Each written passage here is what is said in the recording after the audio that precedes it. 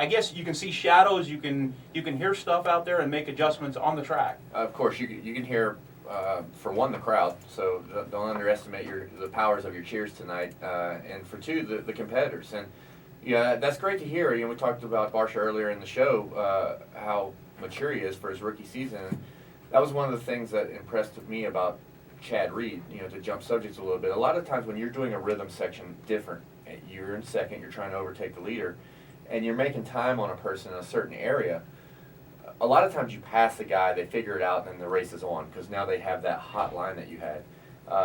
Chad Reed was a guy where I didn't necessarily have to pass him for him to catch on to that trick that I was doing, that new hottest line. He was really good at hearing me behind him, or a rider behind him, and adjusting his program and his lines accordingly. And it sounds like Justin Barsha may have a little touch of that gift as well, and that's an impressive thing. You can hear, a lot of what goes on behind you. Obviously, there's no mirrors on the dirt bike, so you have to kind of have eyes in the back of your head, because that's a pretty bad feeling when you're being ran down from behind and you're needing to make adjustments in your program. Yeah, I bet it's kind of pucker time when you hear the crowd going crazy, because you know that somebody is close. Yeah, that's right. Somebody's doing something cool behind you. Yeah, and in Seattle, obviously Villapoto had the crowd on his side, so it was probably that much more intense for Justin Barsha. Very interesting. All right, one of the other comments that Barsha made here is he talked about how 95% of winning a race is the whole shot.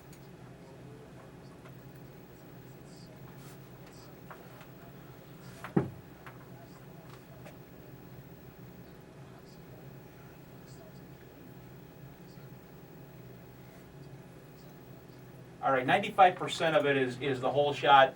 We see the guys that nail that whole shot, their odds of winning the race are pretty good if they don't hit a rut and go down or whatnot. But how much emphasis do they put on that in practice? How much of their practice are they working on that whole shot? Well, that's a huge part of the race, and they do spend a lot of time on the 450 specifically, where I have most of my experience. It's a lot about power delivery and how you're going to get out of that gate.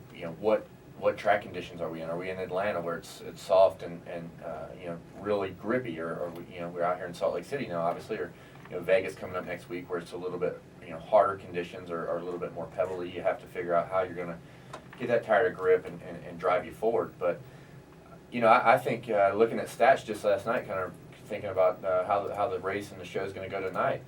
You got the 800 of Michael Leslie, the whole shot king. He's led 2 laps on the season, so. I'm not 100% sure I agree with Justin in the 95% category. I think you have to give yourself a chance. Ryan Dungey last weekend went down in the first turn, found himself fighting back to 4th, which is a great ride, but it's not going to get him that championship he's wanting to win when he's facing guys like Villapoto. You have to be in the vicinity of the whole shot, and I think you give yourself a chance, but don't discredit what Barsha was able to accomplish by winning that race. I mean, Villapoto made a great run at him, and I think the bigger thing is just giving yourself an opportunity off the start. I mean, certainly 95% of the time, the guy who gets the whole shot doesn't win. Generally, there's passes made, but you got to give yourself a shot. And I think this weekend he did a great job, or last weekend, excuse me, did a great job at holding off the defending champ.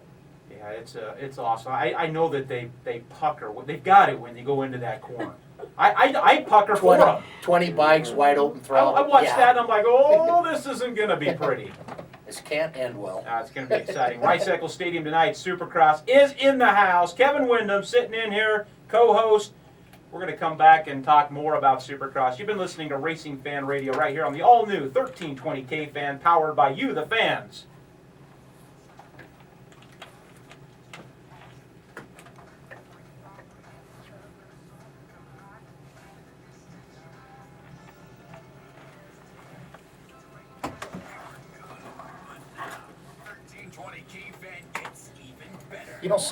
Sometimes when you do get the whole shot and you're out in front of everybody, does it make it a little bit harder because people are watching your line I think if you're Can tie into that. if you're fast as a guy or close to, I think you just have to be close to. Being in second, you can latch onto that guy, right? Like, Right, yeah. you may have potentially been a half a second off of this guy all day, but the fact that you're in that moment and you're watching him and you see him when he gets on the gas and when he's braking and his line choice and all those things, yeah, second I think is Sometimes an advantage I think it is early in the almost race. every time, yeah. It's never an advantage at the end. So when it comes to your fitness and health, why would you want anyone on your team with the absolute Your son interested in it at all? Unfortunately. Spoken like a true racer, Dad. athletics in Lehigh? Looks like I'm starting all over again from scratch. You're talking to your daddy and getting good information on how to deal with a kid that's a little on the wild side like you were. Specifically designed to help you achieve greatness and do it faster. The best part about Aces Athletics is they Are you wanting to be in the sport? They want to join your team. They're here I just want him to do whatever he wants to do. Whatever. You know, I think it has its challenges and it's tough. Check out Aces Athletics in Lehigh. I've changed a lot and I don't want to badmouth the sport ever, but it's tough Highway, you're gonna turn right at the entering a sport where you know you're going to get hurt. I mean, there's no avoidance. It's not, yeah, it's not if this might happen, Yeah. it's just when. It's gonna.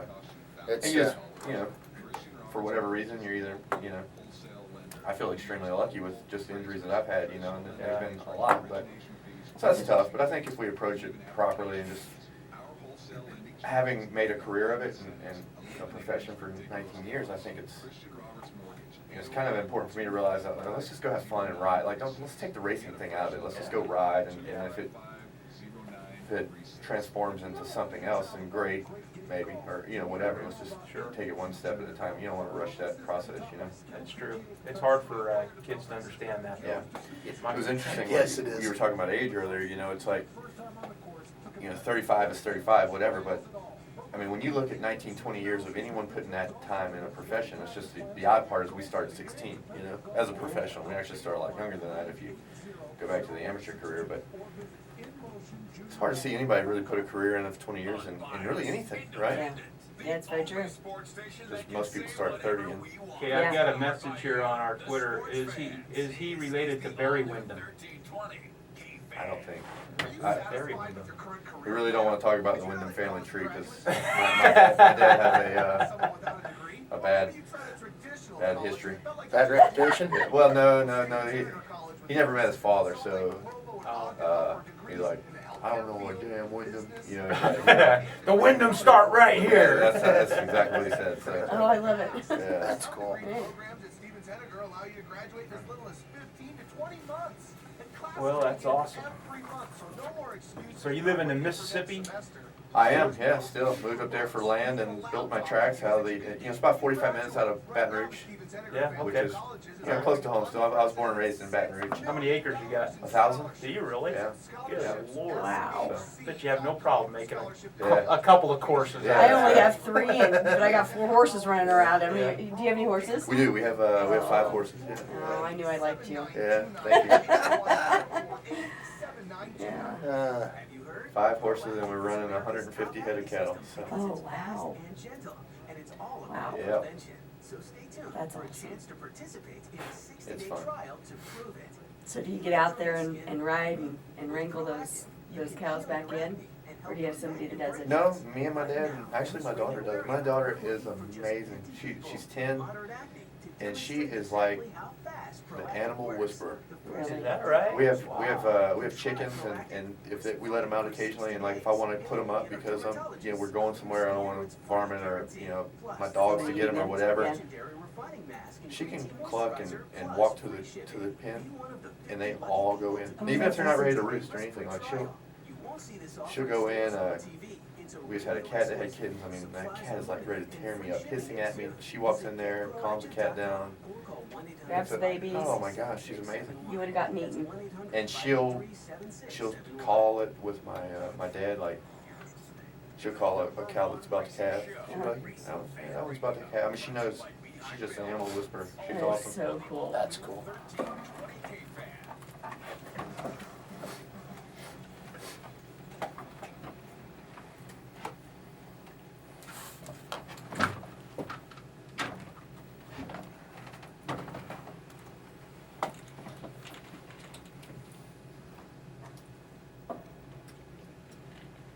right, welcome back. We'd like to let you know that this segment, this hour, has been brought to you by Stedman's, Utah's largest Honda dealer. Stedman's out in Tooele. If you're looking for a good bike, a Honda, get on out there to Stedman's. They're located at 916 North Main Street there in Tooele, 916 North Main Street. Or you can give them a call if you'd like. Their number is 435-882-3344. Get out there and take one of the bikes for a ride. Yeah. That'd be fun. You see that? You see that fella right there in the control in the production room? I Right? see a lot of fellas in there. That's Connor Swider. Yeah? He won a bike from Stedman's on a draw No last year. way! And he's racing. He's won races on it already. Oh, this that year. is awesome. Yeah. Just saying. Yeah. That's a double win, right? Yeah. And he gets to hang know with what you, the cool, obviously, You know what the huh? cool part was? Mom and Dad wouldn't put the money in to buy a raffle ticket, so the last night he says, I'm throwing $20 in here, my own money, wins the bike. Shoot, I would have brought that Cool. bike down there and had K-Dub sign it for me if No that was kidding. my Honda. He just won up me because I've won some races, but I've never won races on a bike that I've won. Right? Yeah, that's cool. That's like a bonus. All right, Miller Motorsports Park, we have the outdoor series coming here in a few months. We're excited about that. Did you get a chance to go out there, by the way, and check out the new track? I did not, but I love the opportunity to go around and check out new tracks. There's some great courses around the country and some incredible talent, man. I think obviously one guy goes out, being me, the old guy, but there's a lot of talent lined up getting ready to come into the sport, and sport's in good hands, and I think that's a lot due to the amateur riders and the level that they're riding at now. 35 is not that old. No, I mean, it's we're talking young. this old He's a stuff. baby. That makes me even older. Let's quit with the old stuff already. Yeah, that'd be You good. are old. That'd be good. It's relative. It's relative. It is. Yeah, absolutely. All right, Rice Eccles Stadium tonight, Supercross. Get your tickets. There are still a few available. I wouldn't wait too long though, because I've got a feeling it'll be with the weather. I got a feeling it'll be sold out. Beautiful. It's going to be tonight. absolutely wonderful.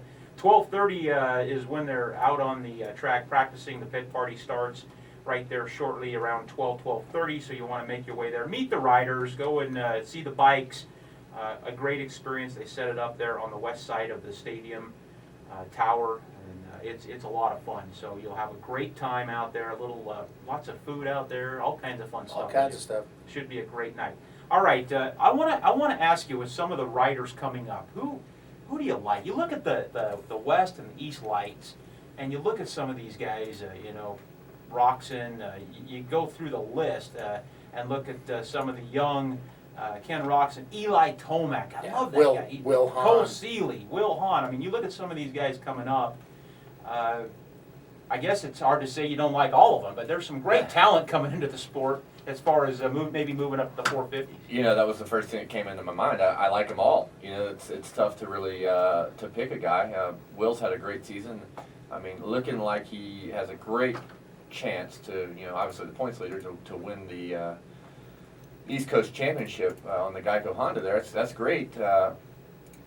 And he's done a lot of maturing this year. It's great to see him go through a season without injury, and hopefully he continues through Vegas on that same fashion. And Eli Tomac, my other teammate, who just an amazing talent.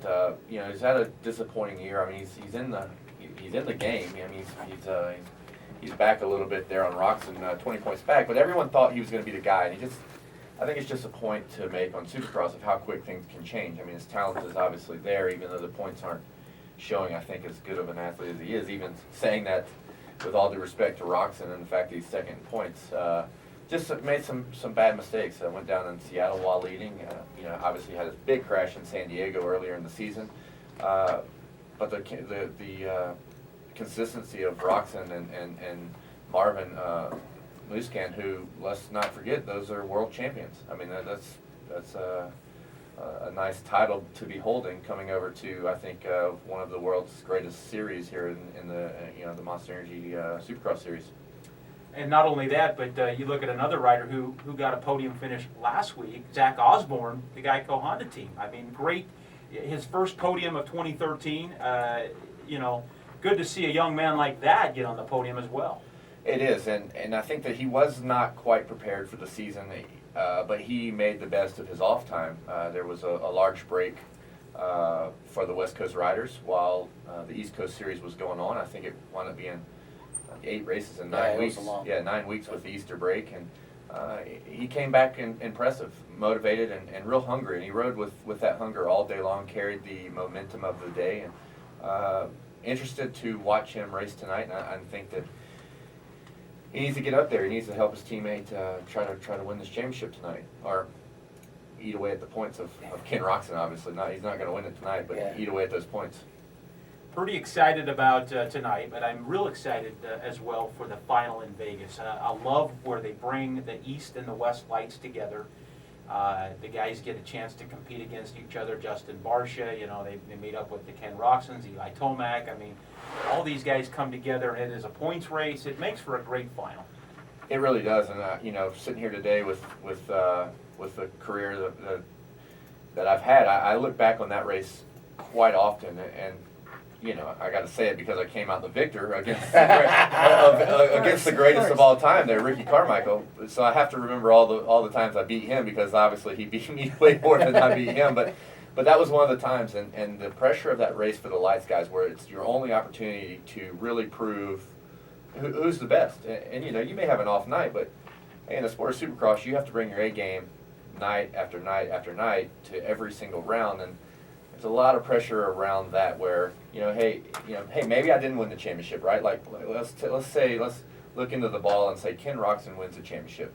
That's Eli's opportunity to go to that race and say, hey, you know what, I'm the best. I beat the East, I beat the West, and I won that night dominant, in a dominant fashion. So there's a lot of pressure that goes into that race. Sometimes champions win, sometimes they don't, but it's your only opportunity to show which coast was the best.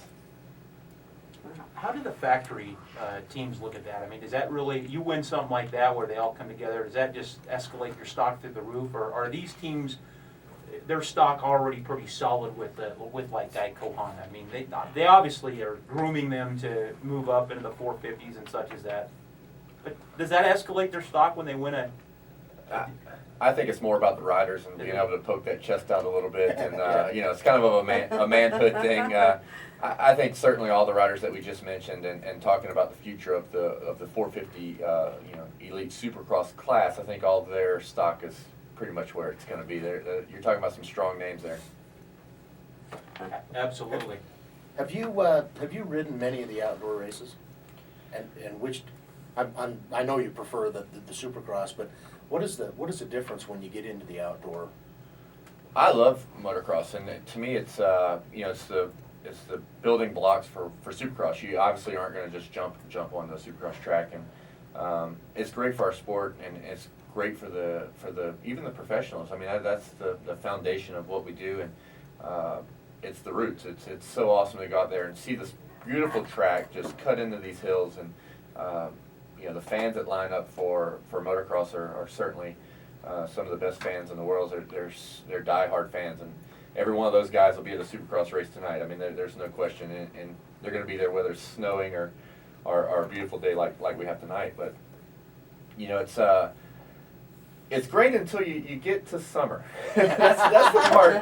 If you're asking if I don't like motocross, no, I love motocross. It's the fact that a lot of these races are in 100-degree weather, and that's the part that makes it tough. And I actually had a heat stroke through mild through my career, and I lost my tolerance for heat. So now I like to sit on a boat on a nice lake and tune in to the coverage of motocross series. So that's how I like to do it now. But I have a lot of love for motocross, and respect and honor what it stands for. It's the roots.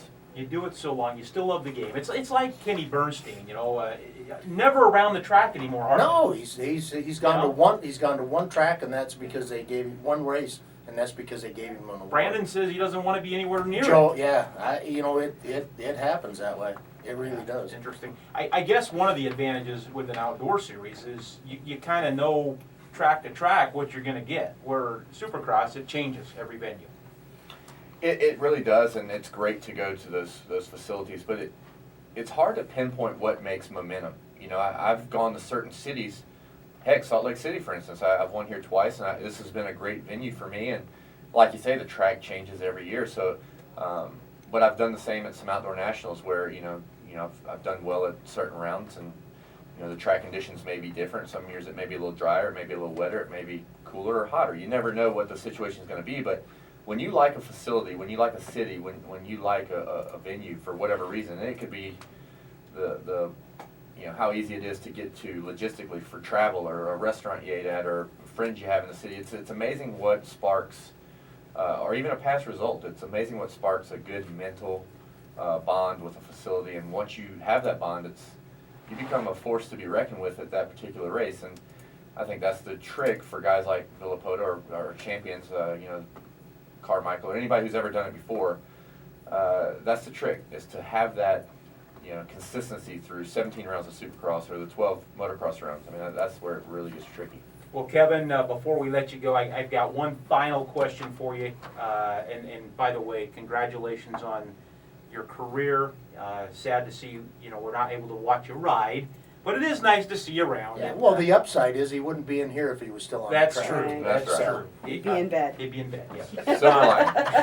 But just tell me, most memorable race of your career. That's so hard to pinpoint because there's several, and you know, you look at my career, which I think is, you know, one of the best.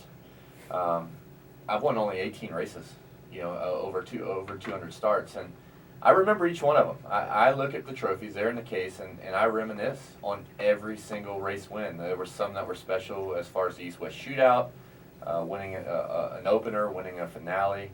There was a USGP here where all the guys came over from Europe, and they really called out the Americans. It was in Budds Creek, and it was at the end of one of our long series.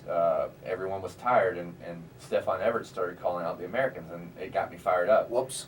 And I went there and I won that race, and to win that race That's amazing. in that environment Yeah. was Fun. truly awesome. And then the opportunities where I had to represent the country. We went over to Ernée, France, in the Motocross of Nations, won that race.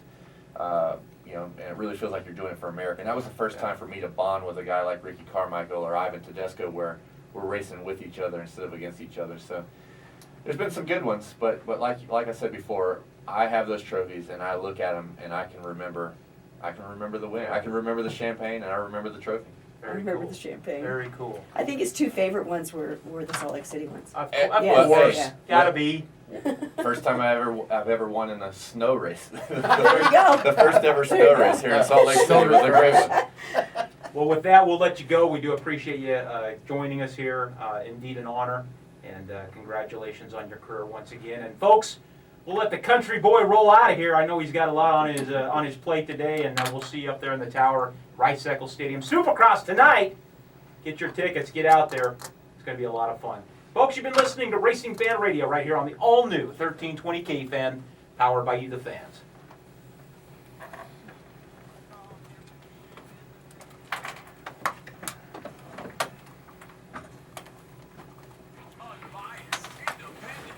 Awesome. Yeah, it was good. That was fantastic. That was Thank you so fun. much. You are adorable. Oh, thank you. And I couldn't have given birth to you, but close, okay, just so you know. I would have been 12, but okay.